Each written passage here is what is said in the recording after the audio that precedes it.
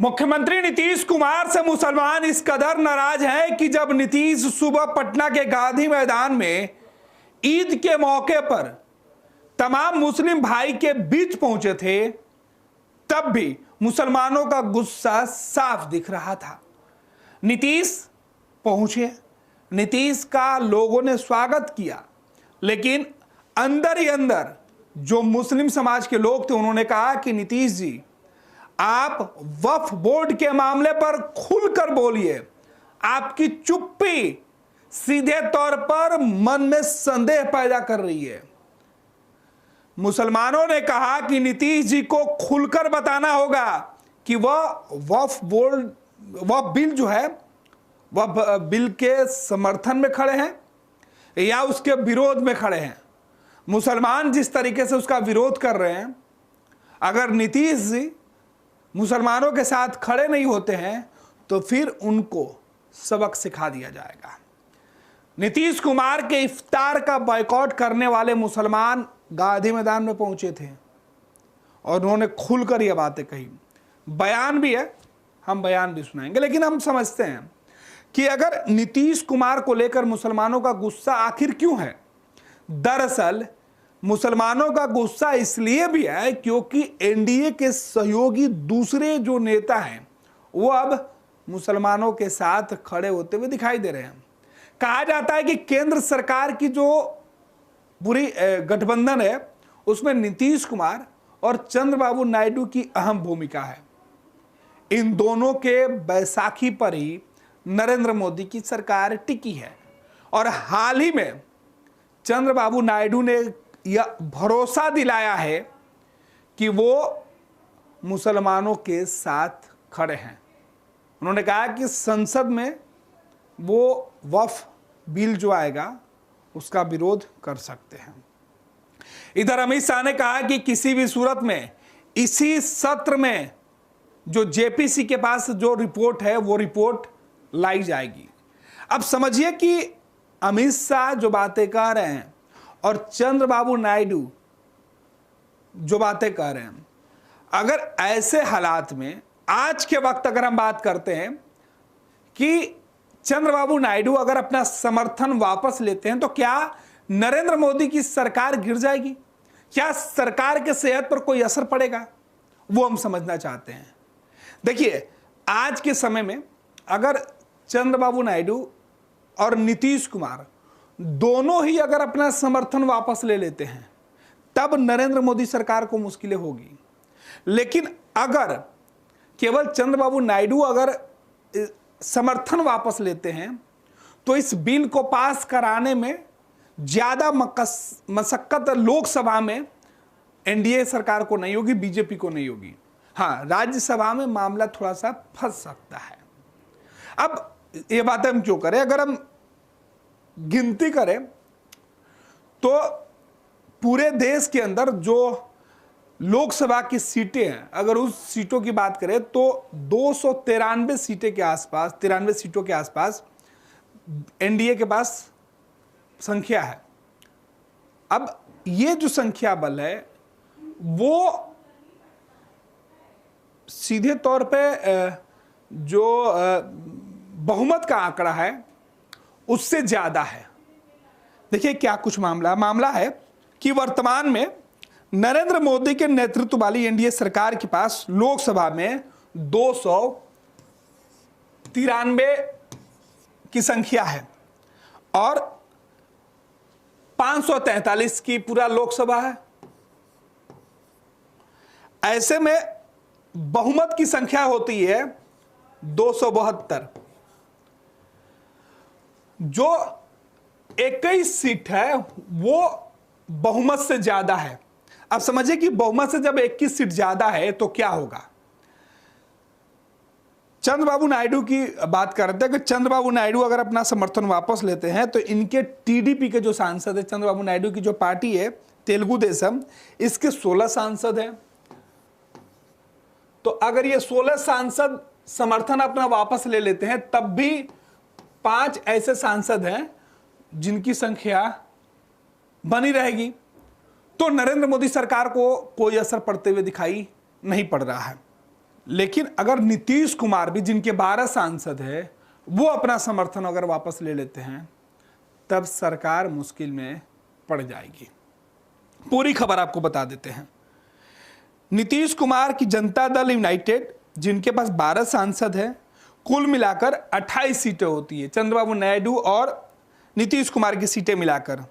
अगर नायडू और नीतीश कुमार अगर अपना समर्थन वापस ले लेते हैं, तब नीतीश कुमार और नायडू के समर्थन वापस लेने के बाद एनडीए की जो बहुमत का आंकड़ा होगा वो 265 सीट शेष बच जाएंगे, और 272 सीट जो है वो आंकड़े में चाहिए, मतलब बहुमत के लिए चाहिए, सरकार चलाने के लिए चाहिए, संख्या बल दिखाने के लिए 272 चाहिए, और इन दो लोगों के हटने के साथ ही संख्या बल जो है वो घटकर 265 पहुंच जाएगी, क्योंकि कुल 293 सीटें और इसमें से 28 सीटें अगर माइनस कर दी जाएगी तो कुल संख्या 265 का होगा, और 265 जो बहुमत का आंकड़ा है उससे नीचे है। ऐसे में केंद्र सरकार के सामने मुसीबत बढ़ जाएगी। 7 सीटें जो है वो कम है। ऐसे में अगर नायडू और नीतीश दोनों समर्थन वापस लेते हैं तो एनडीए सरकार अल्पमत में आ जाएगी और तकनीकी रूप से सरकार गिर सकती है, बशर्ते विपक्ष बहुमत साबित कर दे या अविश्वास प्रस्ताव लाकर सरकार हटाने की बातें करे तब। अब विपक्ष की जो स्थिति है वो भी समझना जरूरी है कि विपक्ष के पास कितने सांसद हैं कि वो सरकार के ऊपर दावा बोल सकते हैं। तो विपक्ष के पास इस वक्त पूरे विपक्षी गठबंधन जो इंडिया गठबंधन का स्वरूप है, इनके पास 234 जो है वो सांसद है कुल मिलाकर। अगर इसमें टीडीपी और जेडीयू दोनों जो है बीजेपी से अलग हो जाती है और इनके साथ आ जाती है, तब भी 262 का ही आंकड़ा होगा। मतलब विपक्ष की भी सरकार नहीं बनेगी, क्योंकि बहुमत से 10 सीटें इनके पास कम है। अब कुछ संभावनाएं तलाशी जा सकती है जो कि उम्मीद नहीं है। अब आपको बता देते हैं कि वक्फ बोर्ड के मामले पर आज जो मुसलमान कह रहे थे वो यही बात कह रहे थे कि नीतीश कुमार की जो पार्टी है वो सीधे तौर पे वक्फ बोर्ड के मामले पर अपना रुख साफ करे। चंद्रबाबू नायडू ने जब अपना रुख है वो साफ कर दिया है, तो फिर नीतीश कुमार क्यों नहीं। अब लोकसभा में अगर चंद्रबाबू नायडू विरोध करते हैं अकेले तो क्या होगा। लोकसभा में वक्फ संशोधन बिल को 2024 के अगस्त महीने में लाया गया था, इस पर विरोध हुआ तो जेपीसी को भेज दिया गया। अब इस बिल के खिलाफ अगर जेपीसी कमेटी की रिपोर्ट आने के बाद अगर टीडीपी खुलकर बोलती है और वोटिंग की नौबत आती है और इसका बॉयकॉट कर देते हैं, तब भी लोकसभा से यह बिल पास होने में नरेंद्र मोदी सरकार को कोई मुश्किल नहीं होगी इस बिल को पास कराने में, और इस बिल को पास होने में कोई दिक्कत का सामना नहीं कर रहा। हालांकि राज्यसभा में जो है वो थोड़ी सी मुसीबत में फंस सकते हैं, क्योंकि राज्यसभा में एनडीए के पास अभी बहुमत नहीं है। लगभग 112 सीटें हैं, जो बहुमत के लिए 123 सीटें चाहिए। टीडीपी के पास राज्यसभा में 1 सीट है मात्र।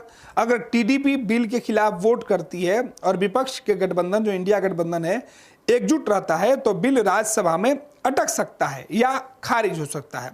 हालांकि सरकार इसे संयुक्त सत्र बुलाकर पास करवाने की कोशिश कर सकती है। इसमें एक जो है वो एनडीए के लिए रास्ता है, लेकिन राजनीतिक दृष्टिकोण से इस बिल को लेकर आंध्र प्रदेश से लेकर बिहार तक की चर्चा हो रही है। मुसलमान सबसे ज्यादा आंध्र के मुख्यमंत्री के फैसले की तारीफ कर रहे हैं और सीधे तौर पे कह रहे हैं कि बिहार में नीतीश कुमार क्यों चुप है। अब समझना होगा कि भाई ये बिल क्या है, इसमें संशोधन की बातें क्यों की गई और इसका विरोध क्यों किया जा रहा है। दरअसल वक्फ बिल का विरोध मुस्लिम संगठन और उससे जुड़े हुए लोग इसलिए कर रहे हैं क्योंकि इसमें कानूनी तौर पर सीधे तौर पे जो कई बदलाव है वो हो सकते हैं। एक तो गैर मुस्लिम सदस्यों की नियुक्ति। बिल में वक्फ बोर्ड में गैर मुस्लिम सदस्यों को शामिल करने का प्रावधान है। मुस्लिम संगठनों का तर्क है कि वे वक्फ एक इस्लामिक धार्मिक संस्था है और इसके प्रबंधन में गैर मुस्लिमों की भागीदारी उनकी धार्मिक मामले में हस्तक्षेप करना सीधे तौर पे उनके जो सरिया है, जो जिसके कानून के खिलाफ वो मानते हैं, वो इसके खिलाफ है। यही वजह है। दूसरी भी वजह है कि जिसमें कहा जा रहा है कि जो जिला अधिकारी होंगे, जो कलेक्टर होंगे, वो वक्फ की संपत्तियों का सर्वे कराने, उसमें जो विवाद हो रहा है उसमें फैसला देने का अधिकार उनको मिल जाएगा। मुस्लिम समुदाय इसे सरकारी दखल अंदाजी मानती है, क्योंकि इसके पहले अधिकार वक्फ के जो लोग थे, ट्रिब्यूनल जिसको बोलते हैं, उनके पास था, और ये अधिकार वो चाहते हैं कि उनके समुदाय के पास ही रहे और उस पर पूरा नियंत्रण उन्हीं लोगों का रहे। वक्फ संपत्तियों का सर्वे करने की बात कहा जा रहा है। सरकार ने कहा है कि सर्वे से पारदर्शिता आएगी, लेकिन कई मुस्लिम संगठनों को डर है कि इससे उनकी संपत्तियों पर सरकारी कब्जा का रास्ता खुल जाएगा। अब सरकारी कब्जे के रास्ते के बाद जो आरोप लगाया जा रहा है कि अगर सर्वे सरकार कराएगी वक्फ बोर्ड कानून को लाकर जो संपत्तियां उनको, तो इसमें सीधे तौर पे जो नुकसान है वो होगा। इसमें साथ ही साथ ये भी कहा गया है कि 5 साल की जो मालिकाना हक की जो शर्त रखी गई है, वो भी एक बड़ा जो है वो विरोध का कारण बना हुआ है। भेदभाव का आरोप लगा हुआ है, संवैधानिक अधिकारों का हनन का आरोप लग रहा है, राजनीतिक और सामाजिक जो असर है वो इस बिल के ऊपर सीधे तौर पर दिखाई पड़ रहा, कहा जा रहा है कि इससे असर पड़ेगा। व्यवहारिक चिंताएं भी हैं और ऑडिट के साथ और पारदर्शी बनाने का जो बोझ है वो वक्फ बोर्ड पर आ जाएगा। तो इस तरीके से जो विरोध है वो किया जा रहा है। तमाम विपक्ष की जो पार्टियां हैं, जो मुस्लिम संगठन को, मुस्लिम समाज को समर्थन करती हैं, वो इसका विरोध कर रही हैं। अब पटना के गांधी मैदान और नीतीश कुमार की चर्चा हम इसलिए कर रहे थे क्योंकि आज ईद की नमाज अदा करने के बाद मुसलमानों ने सीधे तौर पे कहा कि नीतीश जी खामोश मत रहिए, अब तो कुछ बोल दीजिए, नहीं तो अंजाम भुगतना पड़ेगा। देखिए, मुख्यमंत्री जी को ऊपर वाला सद्बुद्धि दे तो शायद वो आज ही ऐलान कर दें कि हम समर्थन करेंगे। ये जो संशोधन बिल है ये पूरे तरीके से मुसलमानों के, हाँ मैंने हम मुसलमानों का समर्थन करने का माने है कि मुसलमानों के साथ वो खड़ा हो जाएंगे। जिस तरह चंद्रबाबू नायडू ने जो कदम उठाया वो सराहनीय कदम है, और नीतीश कुमार जी को, नायडू जी को सही सीखना चाहिए कि क्यों इस तरह से हो रहा है। आप सोचिए, अभी ठीक कहा मौलाना ने कि भाई वक्फ की जो संपत्ति है उसमें आपका क्या अधिकार है। हमारे आबा व अजदाद ने, हमारे पूर्वजों ने अपने कौम के भला के लिए वो दिया है, तो उस पर आपका क्या अधिकार है।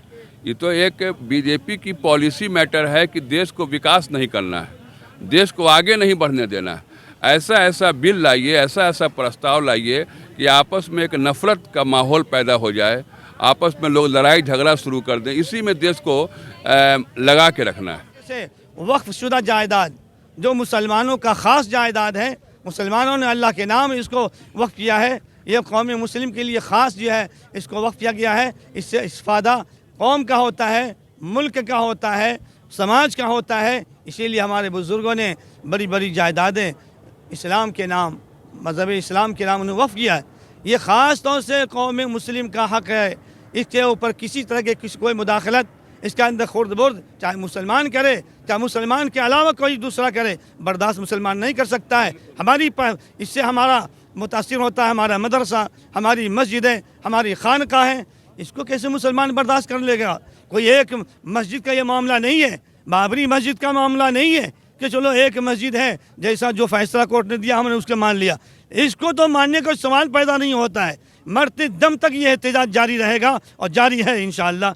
अब्दुल सत्तार कासिमी, इमाम खतीब, मस्जिद तबारक अली। वक्फ बिल जो है वो सीधे सीधे कानून का वायलेशन करता है। वक्फ की संपत्ति पर गरीब, मजलूम, मिस्कीन का हक होता है। तो ये जो प्रोविज़न है, आज मुख्यमंत्री नीतीश जी गांधी मैदान में आए थे, ईद की मुबारकबाद दे रहे थे, तो यहाँ भी लोग उनको कहा कि नीतीश जी किसी भी सूरत में वक्फ में बिल मंजूर नहीं है, आप इसका पुरजोर मजम्मत कीजिए, इसका मुखालफत कीजिए। ये आपका जो छवि है बिहार में सेकुलर वाला है, मगर आप जब भाजपा के साथ है, वक्फ बिल जो है सीधे सीधे कानून का वायलेशन करता है, कई प्रोविज़न का वायलेशन करता है। यहाँ के मुसलमान को, बिहार का या पूरे हिंदुस्तान के मुसलमानों को इस बिल मंजूर नहीं है। ये सीधे सीधे ये वक्फ की संपत्तियों को हड़पने का ये नापाक साजिश है। जी जो ये ईद की नमाज पटना के गांधी मैदान में पढ़ी गई, यहाँ मुख्यमंत्री नीतीश कुमार जी का आगमन हुआ और सभी नौजवानों ने एक साथ मिल कर के उनसे ये अपील की है कि वक्फ जो दान की हुई मुसलमानों के ज़रिए जो दान की हुई भूमि है, ज़मीन है, मदरसे हैं, उन सभी भूमियों को जो केंद्र सरकार, एनडीए की सरकार एक बिल ला करके उसको हड़पना चाहती है और पूंजीपतियों को देना चाहती है, तो मैं पुरजोर तरीके से इस बिल का विरोध करता हूं कि ये बिल जो है नहीं पास हो। और ख़ास करके मैं मुख्यमंत्री नीतीश कुमार सीएम बिहार से आग्रह करता हूं कि जिस तरह चंद्रबाबू नायडू ने उसका विरोध किया है, आप भी, चूँकि बिहार में अमन और अमान बरकरार है और हमें पूरी उम्मीद है कि आप इस बिल का समर्थन नहीं करेंगे, पुरजोर विरोध करेंगे। धन्यवाद। कहना चाहता हूं कि यकीन मानिए कि ऐसे तो सारे भारत की हर तंजीम कर रही है, उनको रिक्वेस्ट कर रही है। खुद इफ्तार पार्टी में हज़रत मौलाना शमी मुनामी साहब जो बिहार के बड़े आलिम, बड़े अल्लाह वाले हैं और मिथन घाट से तशरीफ़ रखते हैं, और ख़ुद वहाँ पर इमारत शरिया के पूर्व मुफ्ती सुहेल साहब मौजूद थे और वो ऑल इंडिया मुस्लिम पर्सनल के रुकन भी हैं, और मैं ख़ुद भी मौजूद था। वहाँ पर रिक्वेस्ट किया गया, और इतना ही नहीं बल्कि मुख्यमंत्री को इस अंदाज में कि पूरे भारत के कोई भी मुख्यमंत्री ने अपने राज्यों में ये खानकाहों और दरगाहों और कब्रिस्तान के ताल्लुक से काम नहीं किया है, जो हमारे बिहार के हरदिल अजीज़ मुख्यमंत्री नीतीश कुमार ने जितना काम किया है। तो पूरा उम्मीद रखिए कि नीतीश कुमार जी यकीन आगे बढ़ेंगे, क्योंकि नीतीश कुमार जी एक ऐसी हस्ती है कि मैं एक शेर के माध्यम से कहता हूँ कि एक उम्र गुजर जाएगी इस काम में लोगों, अरे एक उम्र गुजर जाएगी इस काम में लोगों। नीतीश कुमार जी को समझना ऐरू गैरू की बस की बात नहीं। मैं आपके माध्यम से ये कहना चाहता हूँ कि 1995 के वक्फ एक्ट में दिए गए जो तरमीम के लिए बिल लाया गया है, वो संविधान में दिए गए मौलिक अधिकार और मुस्लिम पर्सनल के खिलाफ है। इसलिए हम भारत के मुसलमान पूरे का पूरा इस बिल को रिजेक्ट करते हैं, और all India Muslim personal board इस मामले में जो भी अपने लेटर पेड पर देते हैं वो केंद्र की और राज्य की भी जो एनडीए सरकार है वो इसे सुने, वरना आप याद रखिए कि नीतीश कुमार जी और या फिर एनडीए की कोई भी जमात और केंद्र की सरकार कि all India Muslim personal board के अध्यक्ष इस वक्त हैं हजरत मौलाना खालिद सैफुल्लाह रहमानी साहब, जो देश और दुनिया के इस्लामी सबसे बड़े स्कॉलर और धर्मगुरु हैं। हम उनकी आवाज़ और उनकी लेटर पेड पर हम मरने मिटने के लिए तैयार हैं। इसलिए हम राज्य और देश की सरकारों को कहना चाहते हैं कि जल्द जल्द ये ऐसा ही तंजीम है all India Muslim personal board जिनका सियासत से कोई लेना देना नहीं है, लेकिन आप लोगों ने अगर ये समझ लिया है कि मुसलमान यहाँ के किराएदार है, तो यकीन मानिए कि किराएदार नहीं है, हिस्सादार है। सभी का खून शामिल है यहाँ की मिट्टी में, किसी के बाप का हिंदुस्तान थोड़ी है। तो यकीनन ये हिंदुस्तान गंगा जमनी तहजीब है और ये शहर एहतजाज है, खामोश मत रहो।